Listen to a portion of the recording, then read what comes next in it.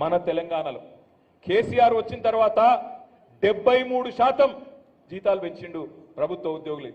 కానీ కేంద్ర ప్రభుత్వ ఉద్యోగుల కంటే ఎక్కువ జీతాలు పొందుతున్న రాష్ట్ర ప్రభుత్వ ఉద్యోగులు కూడా మాకు దూరమైనారు. ఎందుకో తెలుసా?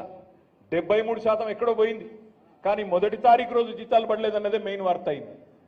కరోనా తర్వాత రైతు బంధు ఆగొద్దు, ఆసరా పెన్షన్లు ఆగొద్దు, కళ్యాణ లక్ష్మి ఆగొద్దు, పేదవాళ్ల కార్యక్రమాలు ఆగొద్దు అని చెప్పి కేసీఆర్ గారు అవసరమైతే ఎమ్మెల్యేలు, మంత్రులు, ఎంపీలు, ప్రభుత్వ ఉద్యోగులు ఓ 4 రోజులు ఆలస్యంగా ఇస్తే ఏమవుతుందా అని కొన్ని రోజులు కరోనా తర్వాత ఆపితే దాన్ని పట్టుకొని యూట్యూబ్లో గోరంతలు కొండంతలు చేసి, చిలువలు పలువలు చేసి, అసలు ప్రభుత్వ ఉద్యోగులకు జీతాలే ఇస్తలేరు వీళ్ళు అని చెప్పి బదనాం చేసి వాళ్ళు మాకు దూరమైంది. ఒకవైపు ఉద్యోగాలు ఇచ్చి మీకు అది చెప్పుకోలేక మీకు దూరమైన చిన్న చిన్న విషయాల్లోనే గ్యాప్ వచ్చింది. ఆ గ్యాప్ వల్లనే 1.8% తేడాతో మొన్న ఓటమి పాలైనాం. మరి ఈరోజు అందుకే ప్రతిపక్షంలో ఉన్నాం. నేను మిమ్మల్ని అడిగేది ఒకటే, ఆలోచించమని కోరేది ఒకటే. ఈ ప్రభుత్వం అలవి కాని హామీలు 1, 2 కాదు, 6 గ్యారంటీలు అన్నారు. 13 హామీలు 6 గ్యారంటీల్లో అవన్నీ 100 రోజుల్లో అమలు చేస్తా అన్నారు. ఎన్నెన్నో మాటలు చెప్పినారు. ఒక్కసారి గుర్తు తెచ్చుకోండి. నాకు నిజంగా ఆశ్చర్యం అనిపిస్తుంది అప్పుడప్పుడు ఈ ముఖ్యమంత్రి గారి మాటలు వింటుంటే, ఈ ప్రభుత్వంలో ఉండే పెద్దల మాటలు వింటే నిజంగా ఆశ్చర్యం అనిపిస్తున్నది. ముఖ్యమంత్రి గారు మొన్న పార్లమెంట్ ఎన్నికల ప్రచారంలో చెప్తున్నాడు, 6 గ్యారంటీలకు గాను 5 గ్యారంటీలు అమలు చేసేసినా అయిపోయింది అంటున్నాడు. ఒక్కసారి మీరు చెప్పాలి నాకు, ఒక్క గ్యారంటీ అని అమలైందా పూర్తిగా? ఒకటే ఒకటి అమలైంది. ఏదది?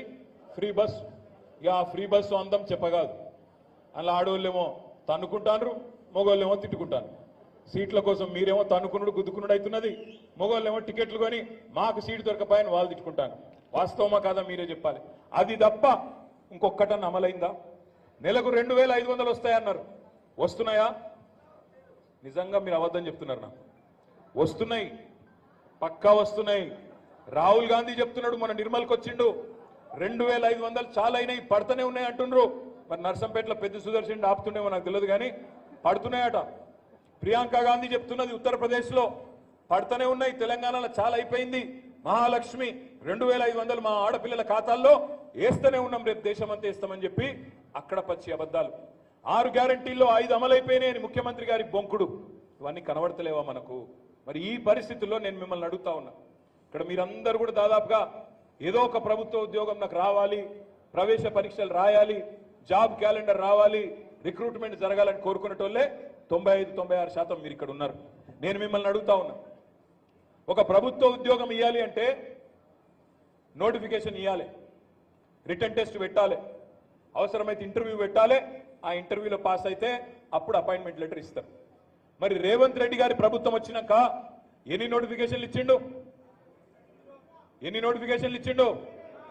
గాడిద గుడ్డి ఇచ్చిండు, ఏమి ఇవ్వలేదు ఇంతవరకు.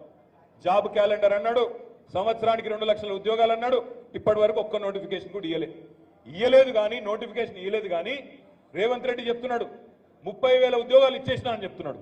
ఇది ఎట్లా సాధ్యమవుతుంది?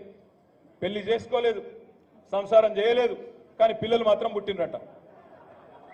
నోటిఫికేషన్ ఇయ్యలేదు, రాత పరీక్ష పెట్టలేదు, కానీ 30,000 ఉద్యోగాలు ఇచ్చినా రేవంత్ రెడ్డి చెప్తున్నాడు. మరి గ్రాడ్యుయేట్ ఓటర్లుగా మనం నమ్ముదామా?